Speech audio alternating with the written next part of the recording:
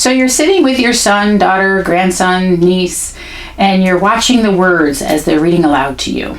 And you notice that they're making some mistakes. And you're wondering, do I say anything? Do I correct her?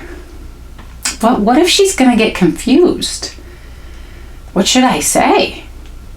Does she even know what's going on? And then that moment is gone until the next one happens. In this video, I demonstrate several ways to support developing readers in ways that help them become stronger and more independent.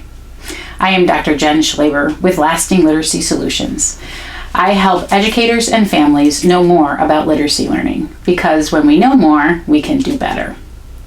So there are two main aspects of the reading process that we can support as our children read with us.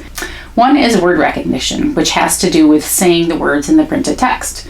The second is comprehension, which has to do with just grasping the meaning and thinking about the text. I'm going to talk about word recognition and ways you can support word recognition. And then I'm going to talk about comprehension and ways you can support comprehension with your young reader or your developing reader. There are three common ways that children make errors when they're reading. The first is that a child says the wrong word. It doesn't match the word or words that are in the text.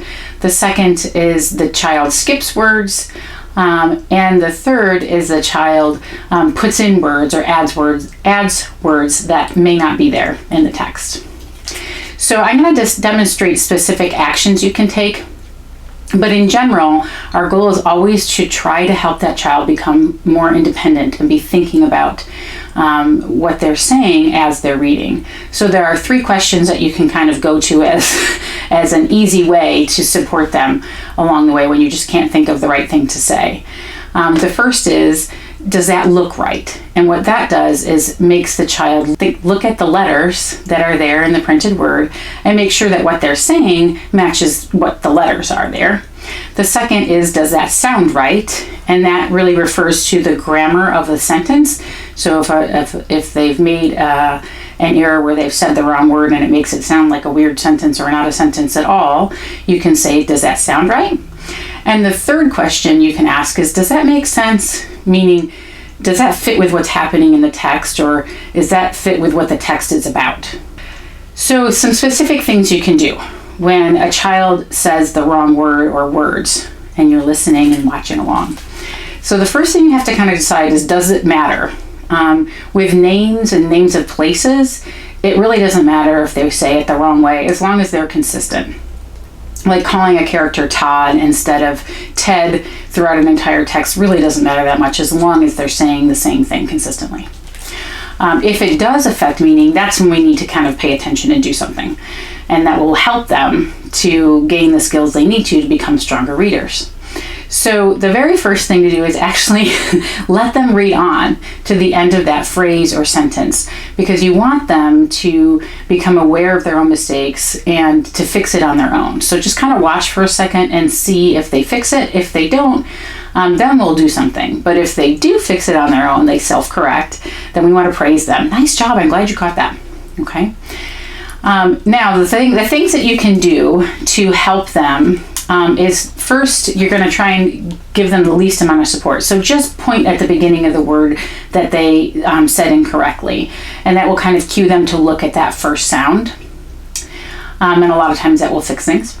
The second thing that you could do is give them part of the word. So like if the word is, let's say, sometimes, you could say some, and then they could say, oh, okay, sometimes. All right. The next thing you could do is give them each part of the word and then have them blend those parts together. So in a compound word, like we just said sometimes, I might say sometimes, and then ask the child to put that together, sometimes. Now let's say the word is just some. Then maybe I'm going to give them and make them blend those sounds together, some, okay? Or if the word is sit, it, make them blend those sounds together to say the proper word, sit. The last thing you can do is just say the word for them and then have them say that word back to you as they read through that sentence. There are some words where that's just what you should do because they haven't learned enough to be able to use their knowledge of letters and sounds to figure it out on their own. So there are definitely some cases where you're just going to say the word, but just make sure that they then read the sentence with that correct word in it. Okay, so when your child skips a word, same thing, you have to ask yourself, does it really matter? Some little words like a or an, or very like little detail kinds of words can be left out and not really affect the meaning. Let it go. If it does affect the meaning, then we want to stop and do something about it. So again, the first thing is we want to see if they can catch themselves. Let them read to the end of the phrase or sentence. If they fix it themselves, they notice that something's a little wonky, then you can praise them for fixing it, or at least finding, especially even if they just find that they have made an error but they can't quite figure out what the error was, still praise them. So that's great. That's what we want, is them to be thinking about what they're reading. So if they don't catch that they've skipped some words, then we want to prompt that reader to go back to the beginning of the phrase or sentence. A lot of times, even just having them restart, they read it right the second time. Okay. The next thing you can do, if that doesn't work, you could try just pointing at the word that they skipped. If needed, you can support their decoding with a beginning sound or parts of the word, because maybe they skipped it for a reason, like it was intimidating, it was too long of a word, or they knew they didn't know it, and so they just decided to skip over it. You can kind of give them some support to decode the word. The next thing you could do, of course, is just read that phrase or that sentence and stress the missing word. So again, if the word is sometimes, and the sentence is Max sometimes liked to go to the library, you could say Max sometimes liked to go to the library. It's not just Max liked to go to the library, but Max sometimes liked to go to the library. So the third common error that students make, or that children make, is that they add words in. This doesn't happen as often as some of those other ones, but this does still happen. And if it doesn't matter, if it doesn't affect the meaning, they just added in a couple of words. Again, sometimes they add an a or an or a the or a very or something like that. You don't need to say anything, just let them go on. If it does affect or change the meaning, then we do need to pay attention to it. So just like we have all the other times, we want to wait and see if they figured out that they've made a mistake. If they do, we want to praise them. If they don't, then we want to try to do a couple things to support them. We can ask and tell to bring their awareness to the error and how to fix it. So we might say, hang on just a second, does that sound right? And that's when the grammar's goofy because they've added in words that make the sentence weird. Or we might just simply tell them, that sounds kind of odd. Let's try that again. The other thing we could do is say, does that make sense? Again, referring to the meaning of the story or the text. Or we could simply say, I'm confused here. Can we try that again? And we can kind of put that on ourselves. Hey, that sounds weird to me. Or I'm confused here. And then they are less likely to internalize it as, oh, I'm a terrible reader, but more like, hey, you must not be paying attention. And then they can oftentimes fix the errors on their own. The other thing we could do is just point to the beginning of the phrase or the sentence to have them reread. Rereading is the best way for students to really correct their errors. So when it comes to comprehension, ways that we can support their comprehension of stories and informational texts, they differ just a little bit. So our goal with stories or literary text is to prompt their thinking, check and prompt their thinking, maybe 2 or 3 times in the book. You don't have to do it over and over again. It can be overkill. So some general questions when they're reading stories, we can ask them, who are the important characters, what just happened here, or what's happened so far, kind of getting them to think back and summarize the story. We can say, where is this happening? Again, we just want to make sure that they know that reading is thinking, and make sure that they're not just saying words, but they're actually really thinking about what they're reading. Some other questions we can ask, what are the pictures showing here? Or what are you picturing in your mind here if they're reading a book that's not an illustrated book? We can help them make connections. Hey, what does this make you think of that's happened in your life? Or we can ask them to infer, why do you think a character did that? Or what do you think is going to happen next? The other thing we can do is ask them to make an opinion. So, would you have done that? How come? Or do you think that was a good idea? Again, trying to get them to think carefully about the text. With informational text, it's a little different because informational text is quite dense.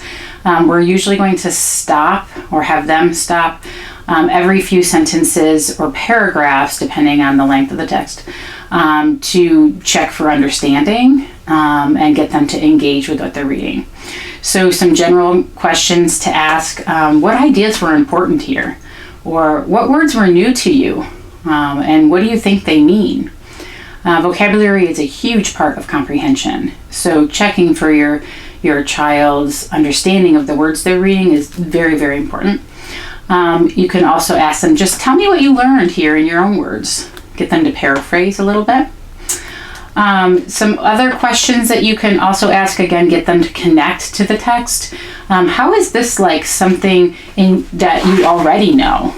Maybe they already know about this topic and they're reading more. How is this similar? How does it connect to what you already know? How does this part connect to what you read earlier in the text? You can also ask them to ask a question. So what does that make you wonder? Or what else do you want to know about mollusks or whatever it is? You can also get them to infer, how do you think this information affects children? Or how do you think what do you think that this information means for schools? Or what do you think this information means for animals that live in this habitat too? In terms of an opinion, you can ask why they think the author included this fact or whatever, or why you think they didn't include some other piece of information that the child knows. If you find that you're having to provide a lot of support, whether it be with word recognition or comprehension, the text is probably too hard. And this causes more problems and slows down the reader's development. So I know we want to challenge our children, but if we give them text that's way too hard, it actually pulls down or slows down the progress that they can make. So we want to make sure it's just right. When the text is too hard and you find yourself providing way too much support, you want to switch to a different way to read the text, especially if the child's really loving the text. You don't want to just abandon it. You want to find another way that the child and you can engage with that text. So one option is to echo read. So I'll read a sentence and then the child reads that same sentence back to me. You can do that with a phrase or a paragraph or even a whole page, depending on the text. You can also take turns with each other. So I'm going to read one sentence or one paragraph or one page, and then you read one sentence, paragraph, or page, so that they don't get so fatigued.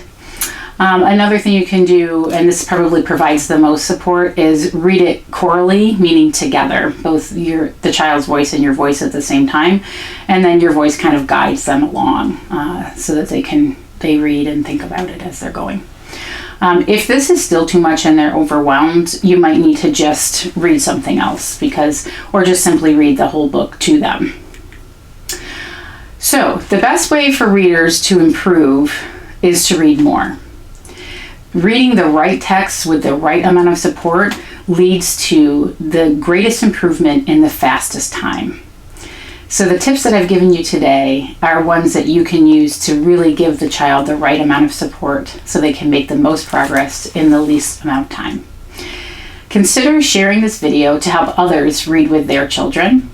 And if you have questions, connect with me on my website or in the comments below. My website is lastingliteracysolutions.com. Thanks for visiting.